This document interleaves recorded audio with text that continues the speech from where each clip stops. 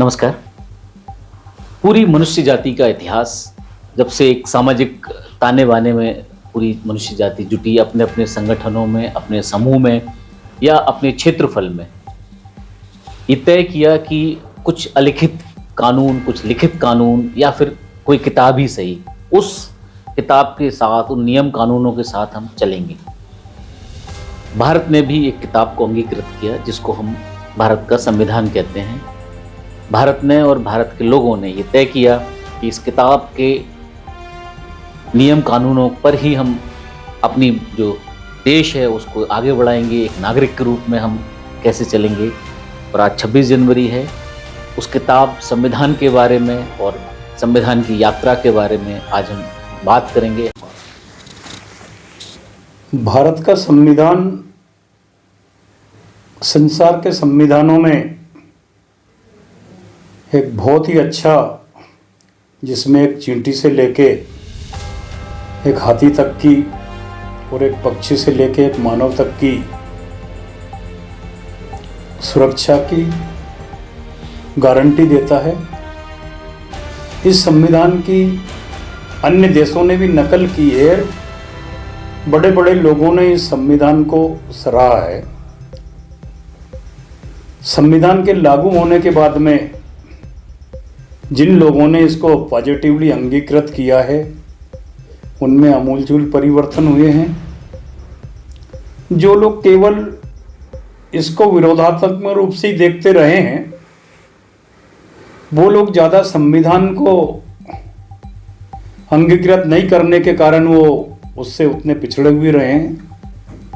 यद्यपि देखा जाए, जहाँ मनुष्य एक अमानवीय जिंदगी, संविधान के पूर्व में एक अमानवीय जिंदगी जीने को मजबूर था, जिसको ना पहनने ओढ़ने का बहुत अच्छा संसाधन था, ना ही वो अपने मौलिक अधिकारों के बारे में कुछ जानता था।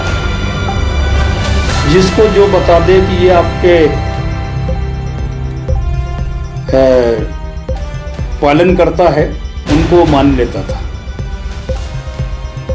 संविधान ने इतना परिवर्तन लोगों में किया, विशेष करके महिला और इस देश के तमाम शूद्र समाज, उसको एक बहुत बड़ी सांस लेने का इसमें मौका मिला है।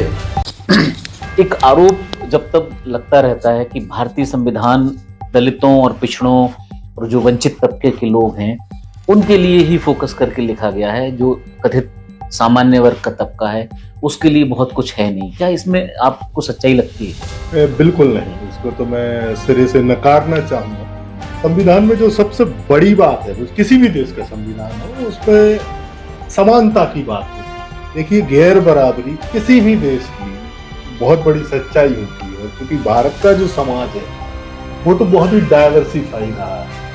महिला और पुरुषों के बीच में आप अंतर देख सकते हो। हमारे देश में ही कुछ राज्य ऐसे हैं जो पिछड़े हैं और कुछ ऐसा माना जाता है कि तुलनात्मक रूप से विकसित है। गरीब अमीर में एक भेद है। इस पूरे भेद को मिटाकर जो बराबरी पे लाता है, जो सबको बराबर देखता है, वो चीज संविधान, ये संविधान के मूल में है। और सारी चीजें जो हमारे, अगर परंपरा की भी बात करें, जो परंपरा में बातें कही गई हैं, जैसे अगर उपनिषद की मैं आपको बात कहूं, तो उपनिषद में ये कहा जाता है कि आप किसी भी परंपरा को अगर ट्रेस करते जाएं, तो उसके लास्ट में एक ऋषि बैठा और उस एक ऋषि की समझ है।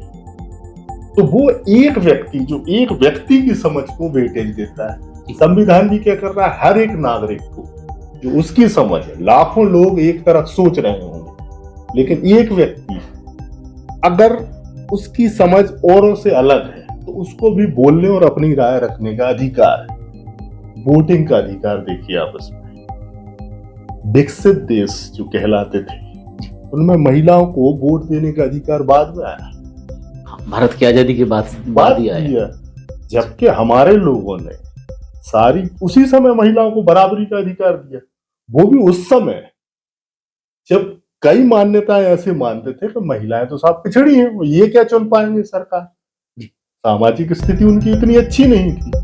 संविधान ने क्या किया कि सबको बराबरी पे लाके खड़ा किया। जो बात कर रहे हैं कि 75 साल में संविधान से देश को क्या मिला, आप देखो। तो मैं आपसे एक सवाल छोटा सा पूछूं कि आपकी 2 बेटियां हैं घर में, तो अगर आप बेटी को वो स्कूल भेजेंगे या नहीं भेजेंगे, तो आपको हंसी आएगी। आप कहेंगे रवि जी आपने मेरे से कौन सा सवाल पूछ लिया। पर कल्पना कीजिए आज से 75 साल पहले कि अगर कोई आदमी ये कहता था कि मैं अपनी बेटी को स्कूल भेजूंगा, तो कितनी पाबंदियां होती थी। तब वो एक तो घर के लोग ही तैयार नहीं होते थे कि नहीं, बेटी को स्कूल भेजना मतलब बड़ी गलत बात है। तो आज देखिए, अगर संविधान नहीं होता और वो बेटियां नहीं पढ़ती, तो देश की आधी से ज़्यादा आबादी तो वैसे ही अशिक्षित होती और देश कहाँ से कहाँ होता। इस देश की जो आज प्रगति आप देख रहे हैं वो कहाँ होती है। आप कल्पना भी नहीं कर सकते हैं कि अगर संविधान में महिलाओं को ये अधिकार नहीं मिले होते, देश की क्या। दूसरी मैं बात, एक बड़ी बात है कि जो भारतीय समाज को हम विविधताओं का समाज कहते हैं वो सच्चाई है, लेकिन इसी के साथ भारतीय समाज विषमताओं का समाज भी है। जाति के आधार पर विषमताएं, धर्म के आधार पर विषमताएं, आर्थिक आधार पर विषमताएं, इन विषमताओं को दूर करते हुए भारतीय संविधान ने सिर्फ एक ही बात को चुना, वो थी व्यक्ति की, उसकी अपना एक जो सेल्फ रिस्पेक्ट है, उसकी जो आत्मसम्मान है या स्वाभिमान है, उसको चुना। यानी कि आज इस संदर्भ में हम बात करें, भारत का सबसे अमीर व्यक्ति कोई भी हो या भारत का सबसे गरीब व्यक्ति भी कोई भी हो, दोनों की ताकत एक वोट है, और ये सबसे बड़ी बात है। और भारतीय संविधान ये सुरक्षा भी देता है कि आपके नैतिक, धार्मिक, सामाजिक, राजनीतिक अधिकारों की रक्षा करने की वो बात करता है। नैतिकता हमारे में नहीं है, ये हमको मानना पड़ेगा। हम लोगों ने कभी भी संविधान को एक इन जनरल में जो लोगों के दिमाग में भर दी गई है कि ये लोगों ने यहाँ से उठा लिया, ये यहाँ से उठा लिया, ये यहाँ से उठा लिया, ये नहीं है। अभी डॉक्टर सदावर्ते ने जो कहा कि ये जो गणतंत्र है हमारे यहाँ से ही चालू हुई, हमारे यहाँ ही गणतंत्र था, हमारे यहाँ से ही संवैधानिक चीजें चालू हुई।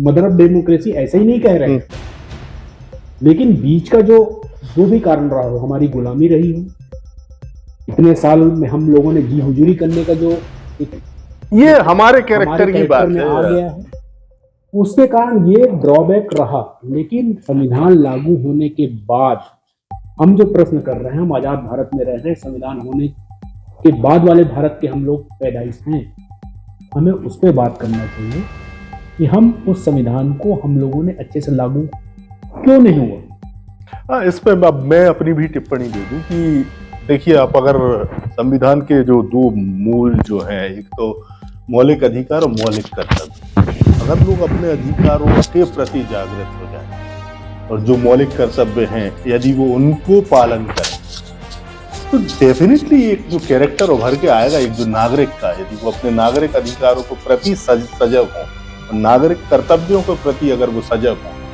तो जो एक कैरेक्टर निकल के आएगा वो आदर्श होगा। लेकिन वो चीजें जमीन तक पूरी तरीके से पहुंची नहीं, उसकी कई वजह हैं, जैसे एक शिक्षा का ना पहुंचना, ये जो संविधान के प्रति जो लोगों का अवेयर होना, इसलिए मेरा है। और यूपीएससी में पढ़ाया जाता है कॉन्स्टिट्यूशनल मॉरलिटी। तो जो आप कैरेक्टर डेवलप की बात कर रहे हैं ना, that is constitutional morality. Sir देखिए क्या है कि कायदे से बदलाव बहुत कम आते हैं, बदलाव आते हैं सामाजिक रूल से, सोशल रूल से आते हैं। ये जो स्वतंत्र समता बंधुता जो है, देखो सर क्या है कि आपका कॉन्स्टिट्यूशन लो या रिपब्लिक लो, इसको चलने के लिए साफ सुथरी रोड चाहिए, वो समाज की रोड चाहिए। आपके अंदर इतने बड़े बड़े पहाड़ बन चुके हैं जातियों के। बाबा साहब ने उसी कॉन्स्टिट्यूएंट असेंबली में बोला था कि we are heading the different war groups, probably I am also one captain of one war group. ये कास्ट को इस तरह से बोला था उन्होंने। सर इस पे 1700-1800 साल कास्ट इंस्टीट्यूशन पे काम हुआ है, इसको दैवत्व दिया गया है। तो ये सेप्टेड इंडिया को होमोजीनियस इंडिया बनाए बगैर आपके डेमोक्रेसी की गाड़ी चलना बहुत कठिन है। मेरा सवाल ये है कि वो समय मतलब बहुत ही कठिन समय था जब भारत आजाद तो हो रहा था, लेकिन उस समय देश मार काट झेल रहा था। बंटवारे का एक जो दंश था वो भी था।